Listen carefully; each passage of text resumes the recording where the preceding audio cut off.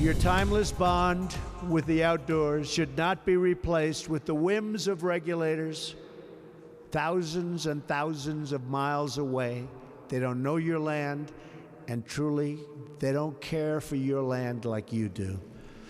That was former President Donald Trump on his visit to Utah to change the borders of Bears Ears National Monument. Welcome to our In Focus discussion tonight, U.S. Presidents in Utah. President's Day honors all presidents. So today, we wanted to talk about presidential trips to Utah. Many of the visits have been for campaigning or fundraising purposes, but some have been more personal or important. We start now with a conversation with Thomas Burr, an executive producer for Nexstar in Washington, D.C., the company that owns ABC4 News. But when he was with the D.C. Bureau for the Salt Lake Tribune, he covered several presidential terms. We talked with him earlier today about two of his experiences, specifically about President Trump's visit to Utah to reduce Bears Ears National Monument. Thomas, thank you so much for taking the time to speak with us tonight. Let's start with your experience with flying with President Obama to Utah in 2015. You were on Air Force One for both trips. How was that experience? Well, it's quite an amazing experience to fly in Air Force One. Think of the most amazing travel you could imagine. That's it. Plenty of leg room, comfy leather seats. They're literally delivering you lunch on china with the presidential seal on it. I recall even my Diet Coke had a nice little presidential seal on it. Of course, you know, it was a quick trip in some ways. The president, we went to Kentucky first, then we stopped in Utah, and the president spent the night downtown Salt Lake City, and then did an event at Hill Air Force Base in Ogden. You were also in the presidential motorcade. What was that experience like? The motorcade is probably the safest way to travel if you're going to be driving, because you're talking about, you know, anywhere from 18, 23, 30 vehicles in the presidential motorcade. Not only, you know, the beast is what they call the car that the president rides in, but there's also, you know, local police officers, there's an ambulance, there's Secret Service vehicles, guys with big guns ready to protect them, the press vans, other contingency vehicles, communication vehicles, and there's really nothing that stops you. They get going and they'll move through whatever they move through to get there. You don't need to stop at stoplights. You just travel at the speed you need to speed. You travel at the speed you need to do to get somewhere. And it's a very exhilarating experience knowing that nothing is going to touch you. There's not going to be a car accident in your future. President Trump came to Utah to shrink the size of Bears Ears and Grand Staircase National Monuments. Why did he come to Utah to do that? A lot of this had to do with Senator Orrin Hatch. Then Utah's senior senator was very big on shrinking Bears Ears and Grand Staircase, and he convinced President Trump to come to Utah. President Trump had been there briefly in the campaign, but hadn't been back since, and Orrin Hatch, along with some other Utah officials, convinced President Trump that he needed to go to Utah. This is a huge base of support for him in some ways. Although, you know, not a huge majority of voters went for him, he still did win Utah. And it's a Republican state. And it was a place that in many ways welcomed President Trump, because a good majority of Utah is Republican. And there were a lot of people excited to have President Trump back in the home state of Utah to see it. You were part of a small contingency of reporters who were able to get up close and personal this day. Talk about that experience. How close did you get to the president, and did you get to interact with him at all? I've interacted with President Trump several times. On that trip, it was a pretty quick trip for President Trump in so many ways too, because he was literally flying in and flying out the same day. I recall he was on the ground for maybe 4 hours in some forum, literally meeting with leaders of the Church of Jesus Christ of Latter-day Saints, touring Welfare Square, and then headed to the Capitol, where he did sign the paperwork to reduce the size of Bears Ears and Grand Staircase. The president was in a very good mood that day. He flew in. There was some snow on the ground, but he was pretty happy with all the love he was getting from people he was sitting down with. And of course, he was with Senator Orrin Hatch and Senator Mike Lee and church leaders from the Church of Jesus Christ of Latter-day Saints. And where he went inside the buildings, he was welcomed. That's not the case on the outside. It sounds like this entire experience was very quick, in and out. How long was the actual visit? And did anything interesting happen while he was here? So let's talk about the two different ways that I've been to Utah with presidents. So President Obama again came in and he spent the night in downtown Salt Lake City. He also met with leaders of the Church of Jesus Christ of Latter-day Saints, and he also went to Hill Air Force Base. So he was on the ground probably 12 hours or so, whereas President Trump was on the ground for a very short amount of time. And that happens sometimes in these visits. They're a security nightmare. They're logistically a nightmare to get a president and all the machinery around a president, including the press, in and out of an area and safely. So President Trump's visit was pretty short, but he came there to do what he wanted to do, what he'd been asked to do by Republican leaders in Utah, which was to shrink the monuments. He did that, and he zoomed back to Washington. That is one of those things where you have to say, so President Obama, very big on visiting all 50 states. Obama had, by the time he came to Utah, it was one of 2 states he hadn't visited still.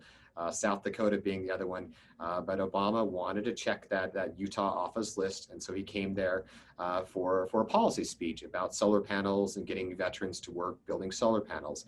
President Trump came within his first year in office and to do an action that he'd been asked for by Utah Republican politicians, and he did that and took it on himself to visit the state to do that. President Trump did not make all 50 states and didn't make it a point of visiting all 50 states. You have covered presidential politics for years now. What was it like to cover it from your home state of Utah? I love my home state of Utah, and there's nothing more exhilarating than visiting the state with the President of the United States and flying in on Air Force One to being the motorcade with the presidents visiting. But I think every president has a little bit of love for the state of Utah. One, it's absolutely gorgeous. The people are wonderful. And maybe you be on the left or the right, right down the middle. It's still the President of the United States who's making a stop in your state. And it's quite an amazing experience just to be witness to that history. And that was Thomas Burr you were hearing from. Coming up in focus tonight, U.S. presidents in Utah. Hear from the Utah State Historical Society about some of the trips our former presidents have made to our very own state.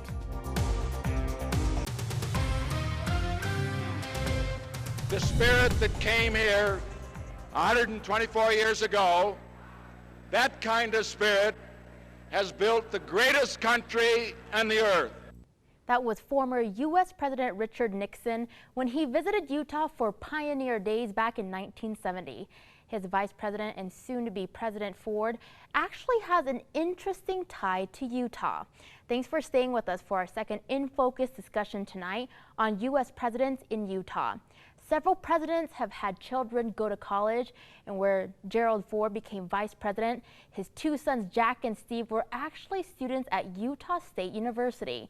Joining us now live via Zoom is Peterson, Professor Emeritus of History at Utah State University, to talk about that time period. Ross, thank you so much for joining us to talk about this, and welcome to the show. Thank you very much. Now, Ford was the House Minority Leader when Jack and Steve Ford came to USU. Can you talk about the feeling on campus around these 2 students attending school at Utah State? Well, I think they were here overlapped 1 year when Jack's senior year and Steve was a freshman, but and that was the year that House Minority Leader Ford became the vice president. And so I think until he became vice president, they were just normal students. I mean, they had some good friends over in Box Elder County, and they just kind of fit in with the flow. They both studied natural resources in the college, and that's what Jack got his degree in.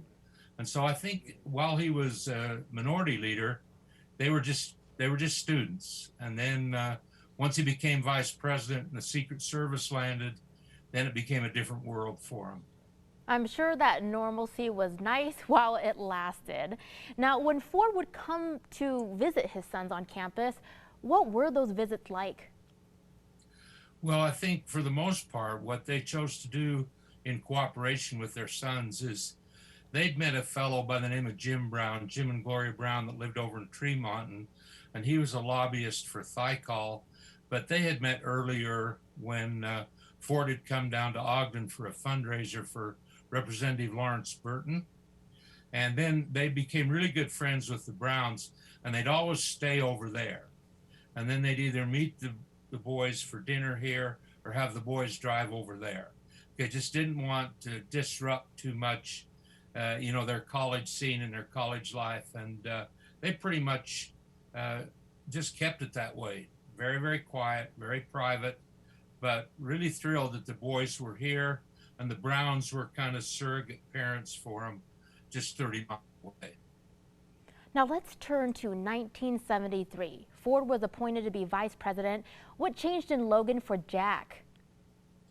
Well, it's pretty dramatic, actually, because by the time Ford was, Agnew had resigned in October, and then Ford was presented through the Congress to be ratified, the first appointed vice president in our history.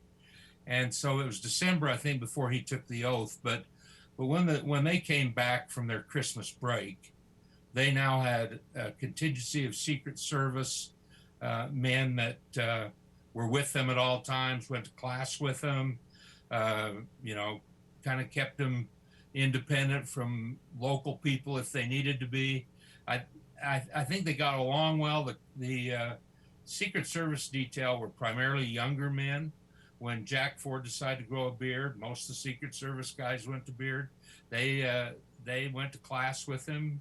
They went skiing. Everything that they did. And Jack had a lot of really, really good friends. He'd been here 3 years, and there's a tightness within that college of the students. They spend so much time together, a summer camp, things like that. So I think it was a stress. It was probably a strain. Steve, I think took spring quarter off, and then after that, his dad was sworn in as president, and he never did come back. But he went and worked on a ranch in Box Elder County, and the Secret Service guys that went with him out there had a great time. Now, Ross, we have about 1 minute left, but I do want to get to this part. We left off with you talking about Ford becoming president. Let's rewind a little bit. So when Jack graduated, Ford was the vice president at the time, and he gave the commencement speech. What was that experience like? Well, it was the first weekend of June 1974, so it was about 2 months before President Nixon resigned. And he spoke a lot about foreign policy and about government service. I remember it well because Henry Kissinger had just received the Nobel Peace Prize for the negotiations to end the Vietnam War and also the Middle East. And Ford gave an emphatic defense of Nixon's role in foreign policy, but kind of took a hands-off thing because the Rodino Committee was meeting at that time. They were moving toward articles of impeachment, and I think there was just a tension, and he didn't want to talk about that. So he emphasized foreign policy and public service. All right, you've been hearing from Ross Peterson, Professor Emeritus from Utah State University. Ross, thank you so much for joining us to share these wonderful stories. I wish we had more time to hear them, but we appreciate you being here tonight so much. Okay, thank you very much. Water is the key. The management of water, I think, is the key that will open a very bright future. That was former U.S. President John F. Kennedy visiting Utah for the opening of the Flaming Gorge Dam. He is one of many presidents who visited Utah during their terms of office. Welcome to our third and final In Focus discussion tonight on U.S. presidents in Utah. Joining us now live via Zoom is Holly George, the co-editor of the Utah Historical Quarterly, a publication put out by the Utah State Historical Society. Holly, thanks for joining us tonight and welcome to the show. Thank you. It's nice to be here. Holly, President Grant came to Utah while it was still a territory. What can you tell us about that event? Well, he was the first U.S. president to come. It was in 1875. And you know, the quote you had from President Kennedy opening up was perfect because Grant came out here and wanted to get a feel for things. And it was part of a Western tour. And after seeing Western territories, he thought, really something needed to be done about the laws with the use of resources. And his tour kind of spurred what was called the Desert Land Act. And the jury's out on whether that was a good act or not. But a lot of presidents, when they've come out, natural resources have been a big focus of their visits to Utah. Let's talk about President Theodore Roosevelt's visit to Utah. Yeah. Would you say that he gave a memorable and important speech while he was here? I would say that, yeah. He came in 1903, and Teddy Roosevelt, he's just endlessly interesting, right?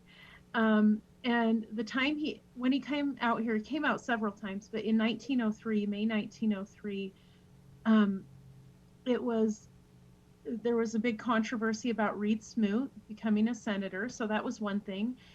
And also, Roosevelt was really wanting to push his conservation policies. And he gave a really important speech, two important speeches at the Tabernacle, the LDS Tabernacle in Salt Lake, and then another speech in Ogden. And he spoke about irrigation. And he did another thing that a lot of presidents, when they've come here, they've used the state's LDS, the history of the LDS Church as a touchstone. And he did that. He spoke about irrigation and the need to wisely use resources, to not just have boom growth, but to have smart growth, smart use of water and land. And he said that the federal government was going to be sitting at the feet of the people of Utah, learning from them in this instance with irrigation. Now, we started the segment with President John F. Kennedy. Let's circle back to him. He gave a foreign policy speech in Utah in 1963. Why was that speech so significant? Well, they billed it as a major foreign policy speech, and part of what was so significant is the timing. I mean, in retrospect, because it was less than a month before he was assassinated. It was part of a larger tour, like other presidents. And he, again, used LDS history as a touchstone. He was at the Tabernacle, and he said, you know, seeing this beautiful, beautiful edifice, this beautiful monument is so inspiring. He said, nothing more inspiring than the Mormon Trail story. And then he used the occasion to say that, you know, we all have this longing for simpler times. We want that, but we've had 2 world wars, and science is not going to be reversed. You know, things are out of the bottle, and so we have to end the hope for isolation with the rest of the world.